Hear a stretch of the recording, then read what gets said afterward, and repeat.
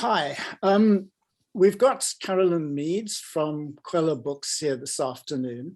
Now, Kwela goes back to 1994. It's an imprint of NB Publishers, and the first editor there was Annerie van der Merwe. After her came Nelleke Riago. Carolyn, are you the third editor? Is there somebody in between you and Nelleke? There was James Woodhouse as well before me. Oh, okay. I didn't realize that he rose to the prestigious position of publisher. Yeah, I think he was publisher, his position. After him, there was Carolyn van Houwelingen, who was an editor at Kwela, but there wasn't a publisher at that stage. But yeah, I think James was publisher. Yeah. All right. Okay, good. Now, Kwela was started very courageously in that early year of 1994 to publish books that Nasionale Boeke wasn't doing. And I guess that's still your main thrust, given what the books that you do publish. In the 27 years, Kwela's launched a number of really prestigious careers, including Kunita's and Aisha, who is also on the masterclass. But Carolyn, let's hear a bit about you. I've done a bit of snooping, so I know that you went to Stellenbosch, you've done some journalism, you then went into publishing through Penguin Random House, Umuzi, and you've been at NB Books for the last, 7 years, is it? 4 of those, or almost 5 of those, as fellow publisher. Yes, wow, you've done really good research, actually. It's all that out there. Fortunately, LinkedIn has it all for one. You see. Great. Yes, sorry. So tell us a bit about yourself now. How do you view publishing? Is it your ultimate job? Is it just a job to a stepping stone when you take over as managing director of NB? I think I'm very happy now in my position as publisher. Like you said, I came in through journalism, and I always loved books. But I thought that you had to have studied publishing specifically to be a publisher. And so I went a different route. I got a bursary at Stellenbosch. So I studied there, and they didn't have publishing, but they had journalism. And then I had this idea that I was going to be a hard news journalist, a crime reporter, or a political correspondent or something, which I think was a noble idea, but it is completely contrary to my personality, actually. So I would have really had to challenge myself every day to actually do that job. And so it actually, it didn't work out that way, obviously. I finished studying in 2008 when the recession hit in South Africa.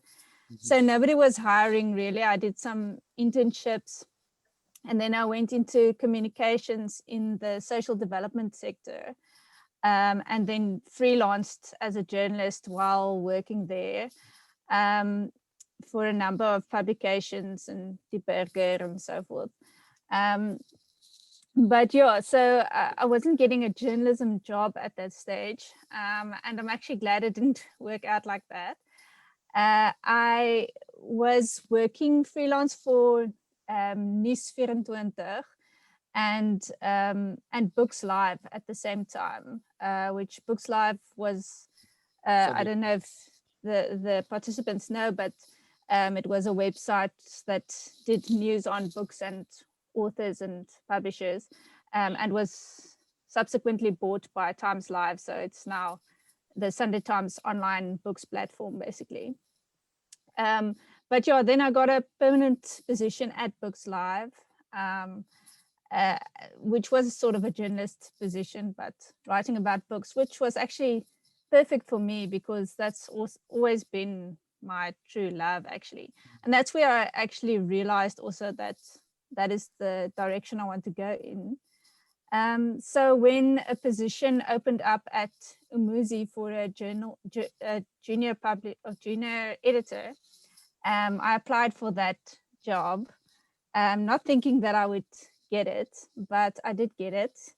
And it was a half-day position. So I was working half day at Books Live and half day at Umuzi, which was completely crazy time in my life, because I would go from observatory at the Books Live offices during lunchtime, then go to Penguin Random House that was in Wembley Square at that stage. Yeah, so working 2 jobs was a bit a crazy thing, but it got my foot in the door, and for that I'm very glad. And then a position opened at Indie Publishers for a editor, first of all, and that was to edit, mostly it was to edit Afrikaans romance, like erotic romance actually, which is what I did there for quite a while. And strangely enough, the position also included working on poetry. So it was, on the one hand, like the really top end literary, type of very high literature. And on the other end, I was working on the erotic romance. So that was a nice balance. But I think it was because both of those books, the turnover is quite small. So that's why they gave it to the editor to do. And yeah, then a position opened at Kwela for publisher, and I applied for that and I got the job. And yeah, that's the whole story. That's history. And as publisher, you're now the head honcho, the boss. How many people do you boss around? Not as many as you'd think in the company structure itself. So Kwela Fiction, where I'm the publisher, there's also a non-fiction side where there's a different publisher. But on the fiction side, it's just me and the editor, Stevlin Vermeulen. And we have an assistant, but she's the assistant for the whole of fiction and children and youth. So that's the in-house personnel. But we also have then a separate marketing team, a whole team that does marketing, and a sales team, and a production team, and a rights team. But yeah, they don't report directly to me. So if we're talking about my little organogram, it's just me and Stevlin. And then obviously we make use of a lot of external people, freelancers, for editing, proofreading, layouts, cover design, etc. So yeah, we do sort of a project management type of, we take on a sort of project management type of role in-house, and then yeah, make use of freelancers. All right. Now, how many books are the two of you managing per year then? How many do you publish? We publish about 12 to 15 books per year, which is a lot, I think, for two people. Yeah. And Stevlin is, I mean, this is her second year. Well, this is her first full year as an editor. She got promoted during last year to editor. So she is also still building her list. It does take a while to build your own list of authors. So I think she'll be able to publish more in the years to come. Yeah, so she's also still actually learning and building her list. So at the moment, yeah, it's 15. Yeah.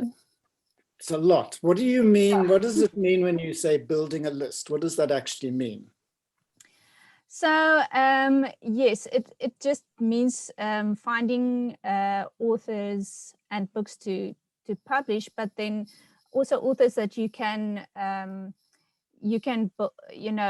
publish more than one book of. So somebody whose whole career you would like to take on, and that helps when you need to fill a list of books for a year. You can obviously go back to your regular authors and ask them what they're working on. So it makes it easier rather than having a whole list of debuts. But we do publish a lot of debuts, and especially because there's still list building going on at Kwela, there is more scope for debuts, actually. All right. So you're trying to establish a relationship with your authors. Yes, definitely. The ideal is not to just publish one book by a specific author. It's really to work with them on all their future projects as well. And how successful is that? I mean, are you able to do that? I know we're sitting with Kanita, who just doesn't stop writing, but yeah. Kanita is one person or one example of that, where over the past 6 years, she's published 4 books with us. So yeah, we do have some success stories like that. We have a few authors that publish regularly. Nikum Klongu, of course, is also very. I want to show some books while I'm sitting. I've got Kanita's newest book here. That's Anne. This was her first one, obviously, so Nikum Klongu is one of our authors but he actually started at Kwela, I think still in Anari's time, and he's still stayed with us all this time and has published a lot of books. He's very prolific, actually. Fenula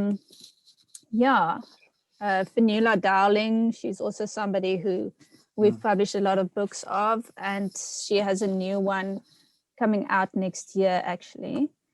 So yes, that's some of our authors. All right. Now, with the debut books, these come out of manuscripts that just arrive in your inbox. I mean, you've got a submissions policy, haven't you? Yes, we have open submissions all year round, which is, I think some publishers have a specific window period that you can submit in, but we're open all year round. And it used to be that you had to send in a hard copy, but since COVID, we've relaxed that rule. So electronic submissions are fine. And yes, they come in, if they're unsolicited, they usually go to the Kwela at Kwela inbox, which is our little general inbox. And Stevlin looks at them first. So she will do the first sifting to see which manuscripts are not suitable. You can quite easily see if unfortunately this person is really struggling to write, so and it's not going to work. What is it that tells you the person is not going to work? What is it that you pick up in those first couple of sentences? Well, really, we're quite lenient with what we allow as okay writing, to go through to the next round. But if you can't even make out head or tail of what's going on, I don't know how to describe it even, but it's just if it's not I'm not talking about like spelling mistakes or grammar mistakes or anything like that. I mean, that would still go through. It's really if it doesn't make sense what you're reading, and unfortunately we do get manuscripts like that, where there's no coherence between the sentences. So that would be a definite no from the start. Also something that's too short, for instance. So if somebody only sends us 20,000 words, that's not enough for a book. So unless it's like a really, a really tiny novella that's well written, then we'll still consider it. But mostly, something that's so short is not going to work for us. And we do get submissions like that. That's basically a short story, but it's being submitted as a novel. So, that type of thing. That's the... So in other words, the beginning of a book is very important to you. It must work. It must be readable. It's those opening paragraphs and pages. Yes, it is. It is important. So yeah, what I mean is like those definite no's are culled, and then we look at what are maybes and sort of definites. So Stephen will read and see if she can see potential either in the way that something is written, is it unique and engaging, or in the story. So because you can work on either of those. Say you have a good story, but the writing still needs work, then you can work on one of those elements. Or the writing is good, but the story is not there yet, you can work on that as well still. But if both of those elements are lacking, that's too difficult a task to take on for us, I think. So but yeah, she doesn't, she'll read like the first few chapters to see if something has potential, and then she'll put it on the maybe pile or on the send it out to, sorry, my dog's barking there, but the send it out to an external reader. Sort of, we definitely have to look at these manuscripts file. Before you get to the external readers, you're implying then that you do work with an author that you think has potential. You may try to develop the manuscript. Yeah. Yes, we do that at Kwela a bit. I know most publishers don't have the capacity to do that and don't attempt that even. We do feel that we need to do that a bit more at Kwela because of our mandate to publish new, fresh voices that haven't been heard before. So sometimes, that writer might not have had the opportunities to develop, but they have the talent. So we will sometimes take on a project like that. We have also the Jacques Gerbel Institute. We work with them, and they offer mentorship programs based on people that we suggest to them. So sometimes that is somebody who needs quite a lot of work still, and that we don't feel we can do it in-house. We'll suggest them to Jacques Gerbel, and they take on 4 people per year for that. But we do a bit of development in-house at Kwela. It's actually something I like doing, that I have quite a passion for. So I do take on the occasional writer like that, but it takes a lot of time, and if it's you have to feel really strongly about it. Mostly it won't happen, but say like 2 or 3 manuscripts per year, that would be the maximum to do development on. 2 questions, but one first. You say sometimes a novel could be too short. What is too short for you? Generally, we would say 60 is a good short length for a novel. 60,000 words is what I mean. But we have published shorter books, so I can't say it's a very strict rule. It's a rule that can be bent. But then it starts to, I think, border on novella rather than a novel. But that's also fine. I mean, one could still, but I think like 40,000 is the absolute minimum. And at the top end, what would be the top end? The nice middle is 80,000, or that's like the sweet spot, I think. That makes a manuscript very economical to publish, because you have you can give it, the selling price can be quite high, but high enough to secure a good income without it's being too expensive to make. But the top end, I don't actually want to go higher than 105,000 words, if possible. Unless it's something that it's going to sell a lot of copies, because then you have more to work with. So when we work out the budget, we'll work out how many, we'll do an estimate of how much we can sell. And based on that, what your budget is that you can use on producing this book. So it's, a balancing act between those things. Okay. Kesh asks, is there a good time of the year to submit? You've got an open policy all year round, but is there a better time in that year? I think if you submit very early in the year, I'm probably not going to get around to it before later in the year. And when I feel the pressure to get my list together, this is now the time of the year that I need to finalize the list. So it also needs to come a bit before September, I think. I would say June, July is like the perfect time to submit. Or maybe even slightly earlier, May, anytime from April onwards, actually. Right at the beginning of the year, you're probably going to wait a while for me to get to it, because there's going to be a lot of other things that are going to take priority. But by August, September, we're already looking at finalizing a list for the next year. So if it comes later than that, the possibility of it being published in the next financial year is going to be smaller. Okay.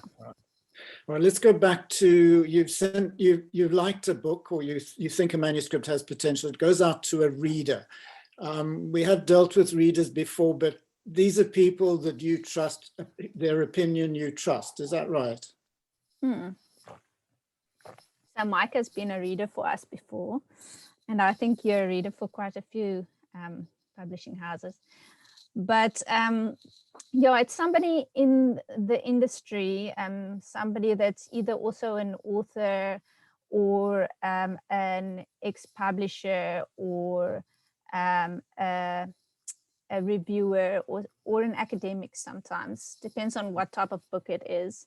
You wouldn't send a very popular fiction book to a highly academic person. I don't think they're not going to read it in the correct way. But so it would come from any of those.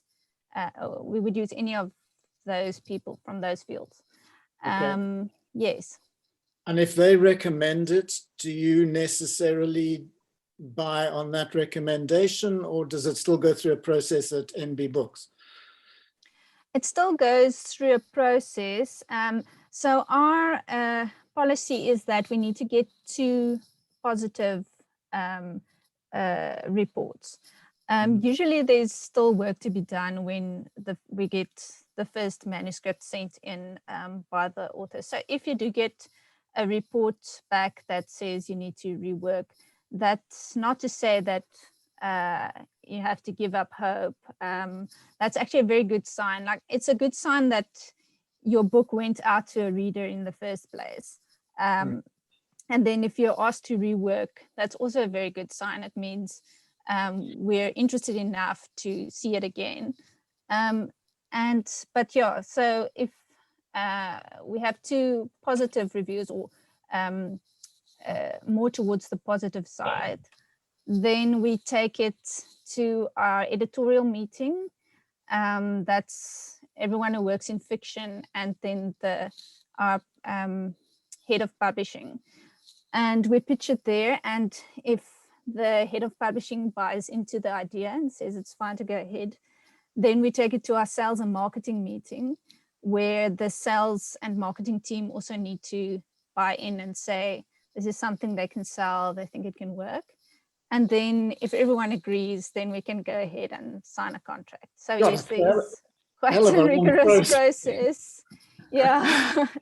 Saeed asks That's if you've got, Saeed asks if there's a particular genre. He's writing crime. This was one of the first crime writers that Kwela published. Are you open to anything? We are. We publish literary and popular fiction. We are really looking for a good crime writer. Kwela doesn't actually have a very, a specifically crime crime writer at the moment, you know, somebody who specifically works in that genre. We don't actually have somebody like that at the moment, and we're really looking for somebody to write crime because crime sells. So yes, so that is definitely a genre we're looking to expand on. But as I say, we publish all kinds of genres, and literary and popular fiction, novels, and occasionally short stories, not as many. We would do maybe one collection of short stories per year. There was Sapphire Press, and which was an imprint of Kwela. Is it still in existence doing romance writing? It doesn't exist anymore, but we have published.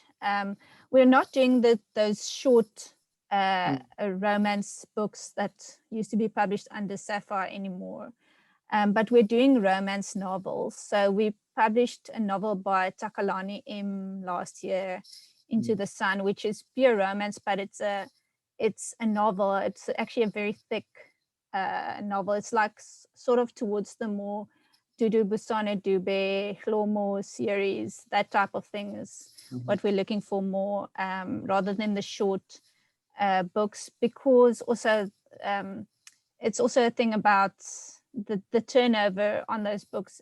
You have to sell so many to be able to make a profit off of them. And we also find that people are looking for those thick romance books that they can really, you know, sink their teeth into. So that's more what we're looking for. I see. YA, yes, I saw that. Not at the Kwela imprint, unfortunately, but Indie Publishers does have a children and youth division that publishes YA, but those are they publish under the Human and Rousseau and Tafelberg imprints. But yes, they do focus on it. Okay, let's go back. Once you've gone through the process of going through the marketing and the editorial and all the rest of it, what length of time is that from the decision you've made with the reader's report to actually writing to the author and saying, okay, we'll take you on? It varies depending on whether there's still development that needs to be done. So it could take, it could still take a long time. I have one project in mind now that I think took 3 years from that point, but that's the exception. That was somebody that we had invested in to develop, and this person also actually went to the Jack's Travel mentorship program. So then that was a whole extra year, of course. But generally, well, if it's a really streamlined process, I think 9 months. But it can be, more towards a year or a year and a half to get a book out. Okay. Once you've said yes, a contract goes to the writer. Is that how it works? Yes. So an offer would be made to the author, and if they accept it, then we send out the contract to be signed. And that is on a royalty basis? You don't offer an advance? Yes, we very rarely offer an advance. Especially not to debut authors, unfortunately. Perhaps if it were an established author and they are committing to more than one book, then there might be an advance. But otherwise, it would be royalties. So of course we take on the cost of producing the book, but other than that, the author would have to wait for the sales to get that royalty payment. And once you're into the relationship, the author's signed up and so on, you then go into an editing. Let's assume that the book does not need too much development, but there is an editing phase that everybody has to go through, don't they? Yes, definitely. Even with established authors, a manuscript that comes in to us is never, not in need of some editing at least. So yes, it goes out to, so I would, if there's developmental editing that needs to be done, we would do it in-house. So I would work with the author to do that. If that's like something like plot or character development or whatever. But if it's just a line edit that's needed, then basically just focusing on copy editing, but also like smaller content issues or smaller style issues, that would go to an external editor, also somebody that we know from the industry and that we trust, and they would edit it for us, with track changes so that the author can see what's being done. And do you advise authors to be obedient and listen? Yes. No, I think it's always that it's, I mean, it's a negotiation as well. It's not that we have the best interests of the author and the book at heart, but in the end, the author's name is going to go on the book and they have to be happy with what's being done. So if you're not happy with something that the editor has done, then I think you do need to speak up and talk it through with your publisher, find out why they've changed something and state your case. And then, I mean, I think we're quite reasonable with accepting what the author wants, rather than being. Have you ever come across any hard-nosed authors who don't want to have their work edited? Yes, many. Well, I mean, they do allow the edit of their manuscript, but some, I mean, I have worked with authors that really question every edit on the manuscript. So that's quite a long process to talk through all the edits and to, state the publisher's case and then have the author state their case and then making a final decision on something. Sometimes it can be a very painstaking process, but yeah, I mean, I say that, but it's actually the exception to the rule. Most of the authors do accept like 90% of changes. Yeah. All right. And so once the editing is done, you then go to design and the book is typeset and a cover. Now, does the author have any say in the selection of the cover? At Kwela, they do have some say. I would go to the author first to ask them what idea they have for the cover, and they can send me similar covers that they've seen that they think is sort of the way to go for theirs as well. And they can send me ideas of the image to put on the cover. And then based on what they've said, I would brief a designer. Obviously, the designer also brings their own creativity to the process. So they'll interpret it however, which way they do. But then the cover designer usually creates about 3 concept designs for us. And we take that to our sales and marketing meeting where the cover is shown, and then the sales and marketing team can ask for changes to the cover. They can also completely reject those covers, which means that we have to go back to the drawing board.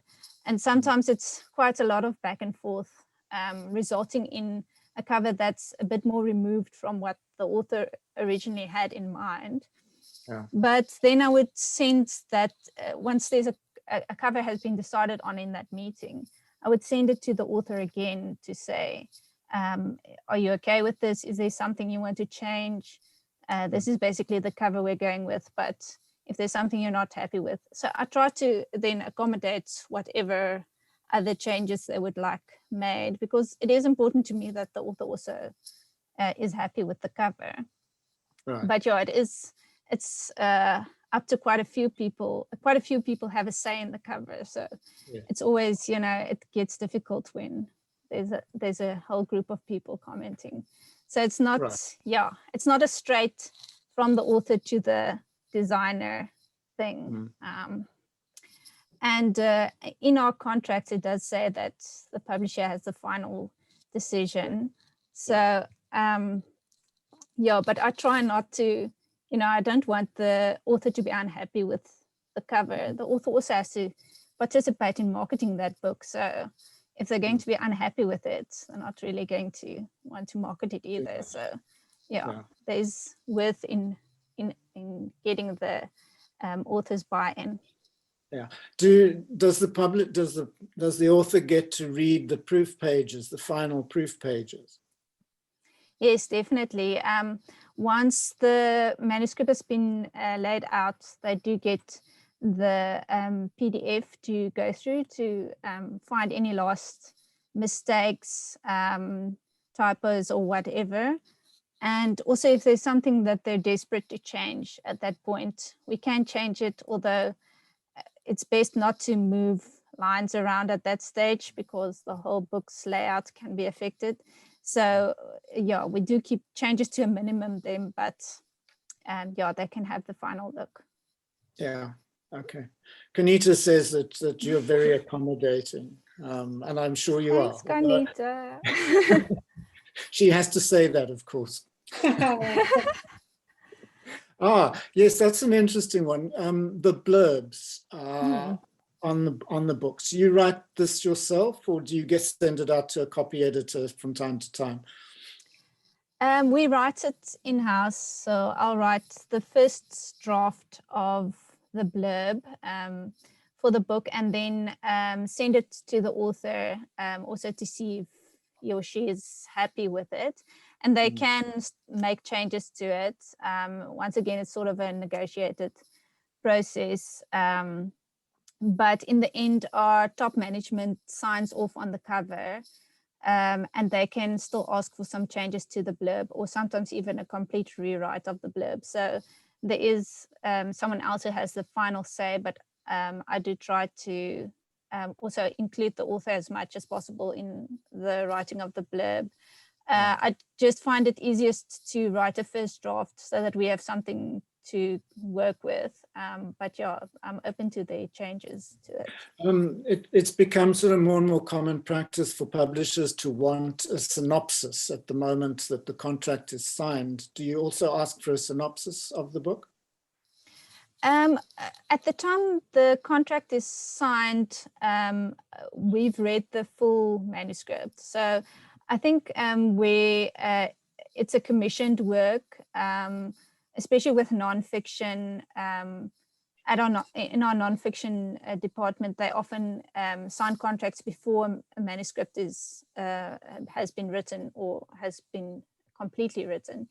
But at fiction, we do want to see the complete manuscript before we offer a contract. And I personally read the manuscript before offering a contract because I have in the past not read the complete manuscript myself and had some surprises as to how much work was still needing to be done.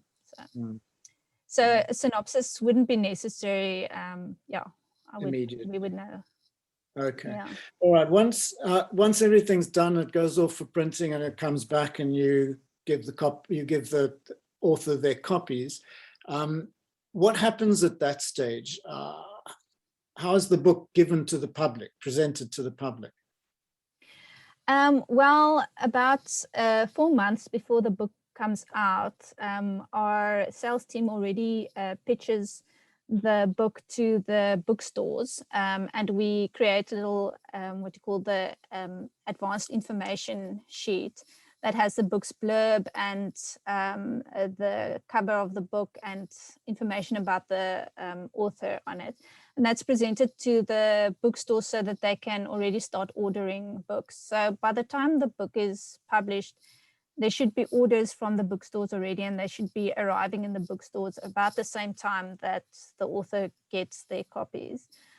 And then, yeah, I hand over to the publicist who will organize launches and any other events, like if there are festivals. You know, she tries to get as many of our authors to speak at festivals. She'll send out review copies to all the major publications in the hopes that they will review it or do an interview with the author, and she follows up with them to find out whether, yeah, they're interested in doing something like that. Yeah, and we send extracts also to publications if they want to perhaps publish an extract of the book. And of course, we'll promote it on our own social media, so on our own indie publishers' own Facebook account and Instagram account and so forth. And what do you expect of the author during this time? Yeah, the author, I think it's become more and more important for the author to be involved in the marketing of their book. I don't know if that's a good thing or a bad thing, but that is where we are now. People want to sort of know the author. They want to almost feel like they're your friend. So it is good for the author to be active on social media and posting about their book on social media. And of course, just to be available for any of the events that the publicist organizes for them or any of the interviews. Accepting that this last 18 months must have been very, very difficult for you without having the public events. Yes, it has been. And I think our marketing team has had to make sort of a mind shift with how they do these things. But we do a lot of online launches. I don't know if people are getting tired of them, but hopefully not. Yeah, so we do, instead of a normal launch now, we do the online launch, and we try to do it in partnership with a bookstore so that they're also, you know, providing the link immediately where you can buy the book, because that's obviously one of the perks of going to the launch, is that the books are there to buy immediately. And yeah, we try to do more than one online event actually with an author. And using social media influencers like Lorraine Sitole, for instance. She does a lot of, especially with CNA, she does a lot of the book chats with authors. So yeah, but I find myself, you know, if I see a certain book cover a lot on Instagram, I start to become intrigued by it. So I think there is something to say for that type of social media attention. You know, if something is, if you're constantly seeing it somewhere, you do start to take notice of it. So that's just what we try to do at the moment. All right, but clearly public events are very important. If the author has some kind of standing with readers, we need to get back to that point where there are festivals. Yes, I would love for us to get back to that. I hope it will realize at some point. Yeah. Do you need to prepare authors for those events? I mean, suddenly you get this person who's been sitting in a room quietly for a year or two writing a book, having to stand up in front of 50 or 60 people and be amusing. Yes, that's quite quite a tall order. Shame, I always feel sorry for writers, because mostly writers write because they don't like talking. They want to write down what they want to say. But yeah, I think our publicist does like a little, you know, information session with our authors, our new authors. I'm not involved with that myself as much. But I think she does. And we also send out, I know we send out a little letter to our new authors. just to tell them that how the marketing works. Well, that's not preparing them so much, but it does prepare your sort of your expectations of what's going to happen. You know, some authors, I think they're immediately going to sell 50,000 copies. So it's good to, you know, just manage the expectations. Yeah. Okay. There must be a lot of rejection slips that you have to send out as well. There are. Luckily, Stephen sends out most of those. But yeah, it's always quite sad to have to reject somebody. We try to give as much feedback with our rejections as possible, so that the author can at least work on whatever aspect it is that didn't work for us. Or if it's just the fact that it's not suitable to our list, it's not,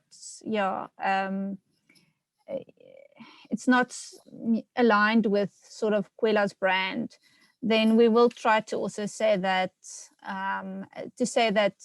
just because you were rejected by one publisher, it's not to say that you would be rejected everywhere else. It might not be for us specifically, but some other publisher would gladly publish it. So not to crush people's dreams completely. That, I think, is the goal with the ultimate rejection letter. You're very kind. Carolyn, one other thing is, are there books that you won't publish just because of it's set in the wrong place, for argument's sake? I mean, is the setting very important to you? The types of characters in the book, are those important considerations? At Kwela, it is actually, because we have quite a specific focus and specific brand, I can say. So we're very South African focused. We want to publish stories with the South African feel. So either the setting has to be South African, or there has to be some South African characters in the story at least. Yeah, so something set completely in the US with only American characters wouldn't be for us. Yes, and what else? We don't publish plays, for instance. That's a genre that we don't look at. We don't really publish debut poetry, but I can't say never. It's just quite difficult to make it work in the market. But if we feel like it's something that we need to publish, then it's a different story, obviously. But yeah, so those are the genres that we don't much look at. And yeah, so the setting is very important, the characters. We don't publish a lot of historical fiction, but we focus more on a sort of contemporary stories, but we do publish some historical fiction. We wouldn't do, we would do a few in a year, like 2 or 3 maybe. And it has to be something that sort of comments on, even though it's historical, it sort of comments on our situation today. Like Aisha's Suitcase of Memory is a perfect example of that. It's historical, but it's very relevant to the situation in South Africa today still. So that is something that we would take on. Yeah. Okay. I think that is about it. Just an interesting one too is that you've picked up authors who've often been turned down by other publishers and made them very successful. Is this part of your mission? I mean, do you recognize these books when they come into you? I think one of the reasons that happens is because we do allow a bit more for development, where I think some other publishers reject because something is not perfect enough yet, or they think, yeah, that there's some work required that they can't do in-house. So that might be a reason why that happens. But I'm not sure if we always know that it has been rejected somewhere else. It's just maybe that we see it in a different light than the other publisher did. So you're inclined to be more adventurous, is what I'm getting at. I think so. Also, so some of the other publishers also have a very large established author base. So they have to make, they have limited space to take on new authors, for instance, because they obviously their first priority is their established authors. So in that sense, we are, I think, and we specifically focus on newer voices, and also on sort of, out of the ordinary type of stories. So, yeah, I think something that we have taken on some risks, and some of them have paid off quite well, actually. I'm thinking of Mermaid Fillet by Mia Arden. It's a very, I think everyone, when we were pitching it, was saying this book is so niche, and it's a risk to take on, actually, because you don't know how it's going to be received, and it has been received very well. But that's a really, I think, like cutting edge type of fiction writing there. It's something that I haven't seen anywhere else yet. So So you will develop her, you will ask for more books with her. We have, so hopefully she will, yes. It's actually one of Stevlin's, our editor's authors, and I know she's talking to her about writing more. Okay, good. I would like to thank you for the time you've given us this afternoon, but if there are any questions, because I'm sure, here you've got a major publisher, you must have questions. If not now, maybe then I will have to send them through to you later, Carolyn. But thank you for everything you have said this afternoon. I mean, because it's all valuable advice about the publishing industry. My pleasure. And thank you too for taking on two of the writers who have come through the masterclass. That's been really wonderful. Well, I have to say, all the manuscripts that we've seen that have come through this masterclass are exceptional. I mean, the quality is just way above anything else that you see that just lands up in your slash pile. So immediately it stands out. So I think everyone here made a good decision to take this course, because it's definitely puts you just that little bit above the rest. So helps you to get noticed at least. Yeah, well, they're good writers. They're good writers, and that's the most important thing. It's exciting to see people writing, new writers coming to the fore. Thank you very much, and thanks everybody for listening. Okay. Many thank yous. My pleasure. Thanks. Bye-bye now. Okay, bye. Bye.